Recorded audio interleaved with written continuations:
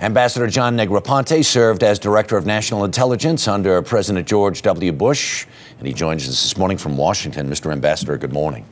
Good morning. Give me your reaction to the President's comments yesterday. Well, I think it was good that he dealt with this so quickly, that they came up with this preliminary report so fast, and that they've taken responsibility.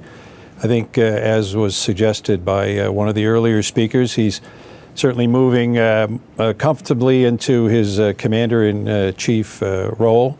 And so I think they've handled this situation well. Clearly something went seriously wrong in not getting this individual on the watch list that would have prevented him from getting on that aircraft. So much has been said since Christmas Day about connecting the dots. The President said it again yesterday. You have lived in the reality of this business. Yeah. Should we think that those dots were connectable?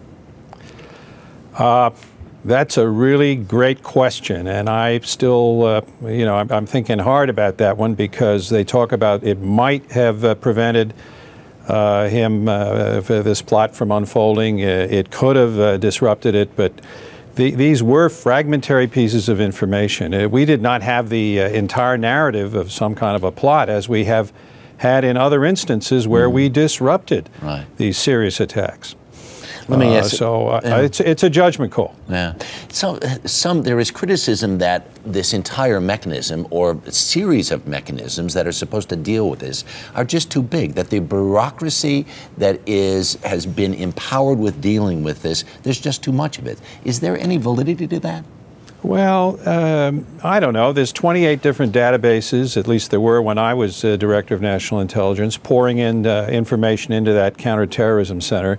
They've only got a total of 600 people. 300 of them are analysts. I don't think that's really out of line when you're talking about an intelligence community of 100,000 people. Let's not forget the traveling public is a very large public. There are literally millions of people and hundreds of thousands of flights taking place all the time. So it's a big problem, and it requires a fairly big solution. But in your final analysis, you feel like this administration is at least heading in the right direction with this? Oh, absolutely. And I agree with those who are saying that we are safer than we were before 9/11. This is a question of tweaking the system. We dodged a bullet, obviously. It was a near miss. But I think the President is taking appropriate, prompt, and corrective action. Mr. Ambassador, we thank you for your time this morning. Good to see you. Thank you. Thank you, Harry.